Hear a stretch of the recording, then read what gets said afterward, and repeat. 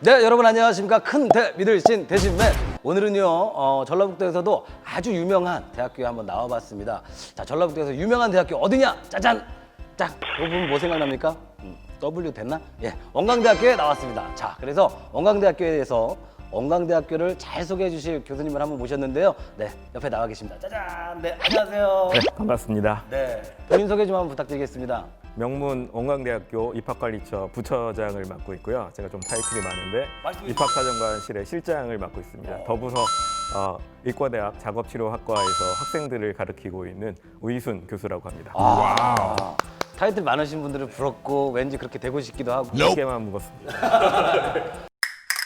간단하게 요새 이제 입시에 대해서 설명을 좀 한번 해주시면 어떨까요? 전국의 고교생들이 수시에서 훨씬 더 많은 지원을 하는데 수시에 최저 학력이 없거나 하는 친구들은 사실은 수능을 점수에 크게 상관하지 않아도 혹은 수능을 보지 않아도 무방할 정도로 좀 더 자유로운 그런 분위기에서 공부를 할 수 있다는 거, 그리고 굉장히 저희 때에 비하면 이른 시기에 자기의 전공을 선택할 수 있고 수시 합격을 미리 해놓는 친구들도 있으니까, 그러니까 그때에 비해서는 수능 혹은 그런 마지막 대입 시험에 대한 준비는 좀 더 부담감이 덜한 친구들도 꽤 많이 있을 거고요.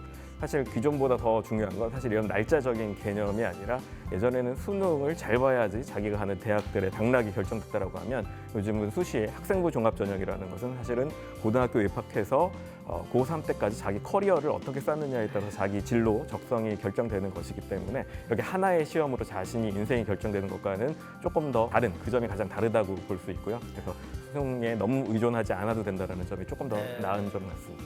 야, 그렇다면 정말 거꾸로 학생들은 더 복잡해졌을 수도 있겠네요. 그렇죠. 원광대학교가 어디 있는지도 모르는 사람들이 좀 많을 것 같아요. 어디에 있습니까? 전북 익산이라는 곳에 있습니다. 사실 저도 6년 전에 이 대학에 임용이 됐는데, 그전에는 이 익산이라는 곳을 처음 밟아볼 정도로 그 생소한 도시였는데요. 위치상으로 보면 전라도의 가장 위쪽, 그러니까 대전 아래쪽이라고 보시면 되고요. 사실 생소한 그런 지역명과는 관계없이 접근성이 굉장히 좋습니다.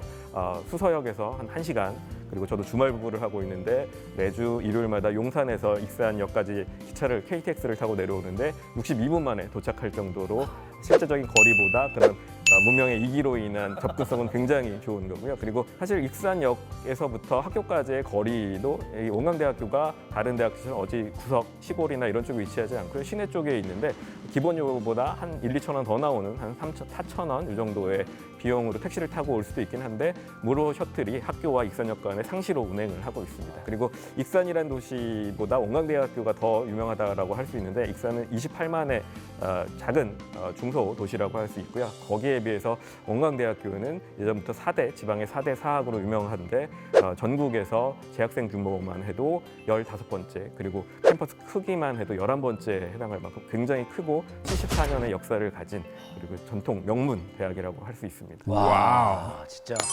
제가 중간에 끊을 수 없게 어디에 있는지만 물어봤는데 익산부터 74년의 역사와,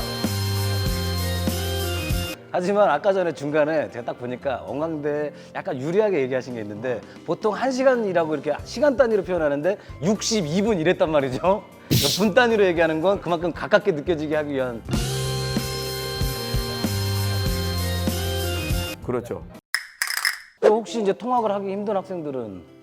저희가 기숙사도 거의 3,600명에 가까운 그런 기숙사 수용 인원도 있긴 하지만, 앞서 말씀드린 것처럼 저희 대학이 시내 중심권에 있고 주변에 대학로가 넓게 펼쳐져 있는데, 사실 학년이 올라가면 학생들이 자기 마음 맞는 친구들과 모여서 이 주변 원룸촌이나 이런 쪽을 이용하는데, 그리고 대학 생활의 즐거움 중에 하나가 또 수업 이후에 자유로운 시간인데, 그런 것들을 누리기 위해서. 일단 대학 생활에 제일 좋은 거는 집에 안 들어가도 된다는 거. 그렇죠. 그리고 통학을 잘 안 하려고 하더라고요, 애들이. 그렇죠. 통학하면서 그 시간에 영어 외우고 공부하는 게 사실 쉽지는 않은.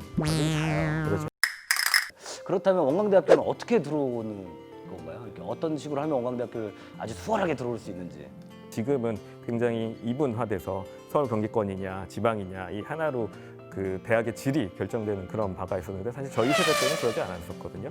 물론 전국에서 대학생들이 다 경쟁을 해서 자기가 원하는 과, 그리고 대학의 평판이나 이런 것들을 보고서 많이 가는데, 지금은 그런 것보다는 집 가까운, 그리고 서울 경기권에 워낙 많은 그 인구가 밀집해 있으니까 집 가까운 것이라고 하면 사실 서울 경기권으로 가려고 하는 그러한 생각들을 되게 많이 가질 수밖에 없는데 많은 학과가 있다라는 걸 볼 수 있습니다. 내가 집 가까운 데 가기 위해서 점수대에 맞춰서 원하지도 않은 전공 그리고 내 추후에 직업으로 삼지도 않을 전공을 찾는 경우가 굉장히 많죠. 그래서 대학 3, 4학년 때 전공에 대한 공부가 아니라 스펙 관리 쪽에 치중하는 그런 경우들이 많은데 사실 지방대에는 그런 것들로부터 자유롭게 내가 적성에 맞는 전공을 선택할 수 있고 그리고 어느 전공이든지 간에 그쪽에서 두각을 나타냈을 때는 사회에서 중추적인 역할을 할 수 있다는 점에서는 그게 지방이라고 해서 더 기회가 덜 주어진다라고 생각하지는 않습니다. 그렇다면 원광대학교는 아까 과가 많다고 그러셨는데 몇 개나 과가 있나요? 14개 학부에 66개 학과가 있습니다. 그러면 단대 단대가. 네. 단과대학이 14개. 네네. 네. 좀 더 구체적으로 말씀드리면 그 14개 단대 중에서 저희는 공대, 상위공대가 가장 커서 16개 학과가 있고요. 그리고 3분의 1의 학생들을 공대에서 뽑을 정도로 공대가 강한 대학이라고 할 수 있고요. 그 이외에도 종합대학인 만큼 거의 다른 대학에 있는 모든 과들이 다 있다고 보시면 되겠습니다. 굉장히 유명한 과들이 있다면서요. 이제 특징적으로 막 상위 1% 정도 와야 되는 과. 기본적으로 저희 대학이 대외적으로 홍보를 할 때 항상 하는 말이 있습니다. 의치, 한약, 법전을 가진 한강 이남, 단순하게 지방이 아니라 한강 이남의 유일의 대학이라고 하고 있는데 그만큼 학생들이 선호하는 그리고 상위권 학생들이 오는 그런 모든 과들을 다 가지고 있고요.